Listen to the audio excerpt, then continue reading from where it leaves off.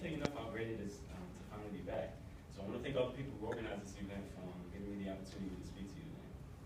So first things first, I want to acknowledge all of you who are here tonight. I know you're going to be clapping nonstop for the next hour or so, but give yourself a nice round of applause.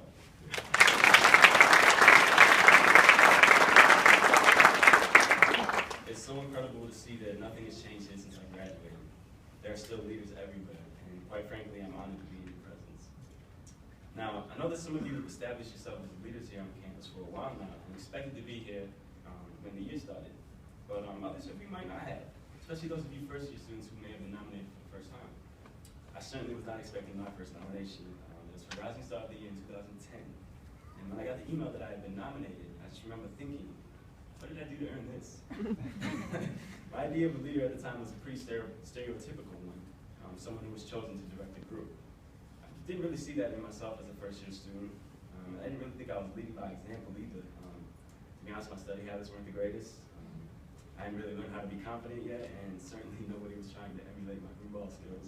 So, to be honest, I didn't really see or feel anything in myself at the time that constituted what I believed was a leader. But someone did. And as surprising and confused as I was when I saw that I was nominated, the day the awards came and I finally got to see the nomination, I was sort of taken aback by what the nominator had said, none of which I had thought about on my own. This was one of the first times that I really realized that leadership comes in many, many forms.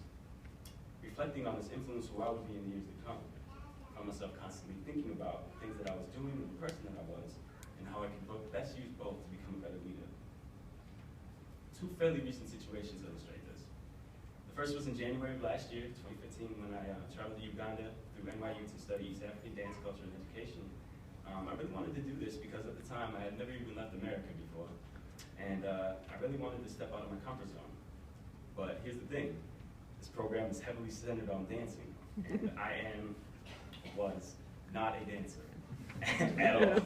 And just about everyone else that I was there in Uganda with was in school to dance or to teach dance. But that's what they do. So, needless to say, I really didn't have any idea what I was getting myself into. So we were there for 2 weeks, and during the first week, we spent the first 6 to 8 hours of every day learning new dances. I was literally tripping over my own feet trying to do this stuff. And we were dancing on concrete, so when I wasn't tripping over my own feet, they were feeling like they were about to crack. It wasn't easy for any of the New York students that were there, but I think it was pretty clear that as far as the dancing was concerned, I was struggling a bit more than most. And so there was also another thing. I was the only American male there. And to the choreographer, this meant that I needed to stick out. So for the performance, I was placed in spots where the audience was definitely going to see me a lot. Oh, and when I say performance, I mean that we were supposed to perform at the National Theater of Uganda at the end of our 2 weeks there. So here I was, in Uganda, in a situation very far out of my comfort zone, doing something that I'm not very good at. I'm better at it now, but I was not very good at it. And it wasn't a situation where I had initially thought any of my leadership abilities were going to help me. I was wrong. It didn't take me all that long to realize that I didn't have to be the best dancer to be an example. I just needed to utilize that tenacity that I learned right here and work as hard as I could to be better. And when that happened, people noticed, Americans and Ugandans alike. In this situation, I definitely wasn't your typical leader, but I was able to be an example after thinking about what I could do well. Okay, situation number 2. Let's fast forward from that time to this past fall when I was spending my semester in Paris. I was one of about 10 grad students there out of about 200 students, all of them NYU students. And about half of them are first-year students in a program that requires them to spend their first year in college in Paris. Being that this was the case, I found myself in low-level French language classes with first-year students, which I will admit was a little bit strange at first, being a grad student. But to my surprise, I didn't find it all that hard to connect with some of them, given that we were all going through a similar situation, trying to assimilate ourselves to an unfamiliar culture. There was one student in particular that I developed a close friendship with. She was very quiet and shy in class, but you could also tell that she was really, really bright. And one day, we got assigned to work together for a role-playing situation in French class, and while we were working on it, she definitely wasn't the same person that she normally was in class. All that shyness seemed to just go away. So, me being who I am, I had to pry and find out why. She was so quiet in class, and she opened up then. And she said that she had struggled with her confidence, but she also said that she noted the exact same opposite in me. So from that point, we'd have conversations, about how she could develop that confidence. And a lot of times they became quite philosophical. The conversations did. I had my mind blown on a pretty consistent basis. And, but they were always pretty intellectually stimulating, and we both took a lot from them. And things continued this way for pretty much the entire semester. I was having these conversations about how to develop this confidence. Then about 3/4 of the way through the semester, something happened. Friday, November 13th, I got a phone call from someone at home. First thing they said was, "Are you okay?" I said, "Hey, why?" They said, "You don't know?" I said, "No." Well, as it turned out, terrorists were attacking Paris. And believe me, there's not a whole lot that can prepare you for a situation like that.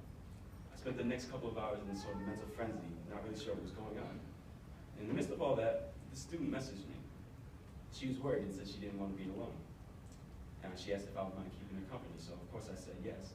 And for the next couple hours, we just sat trying to wrap our heads around what was happening. And to be honest, we were pretty unsuccessful at that. And around 3 a.m., she went back to her room to try to get some sleep. It happened at night in Paris. So, yeah.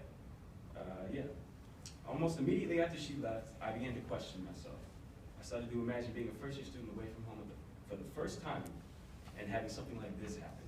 I started wondering if there was more that I could have done, not just for her, but for everyone else that was there. Even though it wasn't even necessarily my responsibility to do so, these types of thoughts were inevitable with being the person that I am. So, for the few days after that, after the shock of the event wore off, these thoughts just wouldn't go away, and I felt a sort of guilt for not stepping up.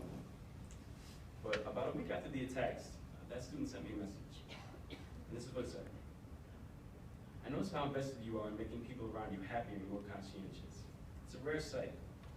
While I'm a few years behind you on introspection and life experience generally, it's really good for me to see someone where I want to be in a few years." This message served as a much-needed reminder to me that being a leader doesn't mean the same thing in every situation, something that I had forgotten in the midst of everything that had happened. What these two situations taught me is the importance of continuously reflecting on not only what leadership is, but also who you are. It's very easy for people who see themselves as leaders to get caught up in the idea that they're not doing enough, or they're not doing things as well as they could be. But every situation requires something different. Leadership isn't single-faceted, and neither are leaders. Some of you may have already figured that out. But for some of you, especially those of you who are younger, there's going to be a time when more and more people are looking to you to be a leader, especially if you continue on the path that brought you here tonight. And when that happens, just always remember that they're looking to you for a reason.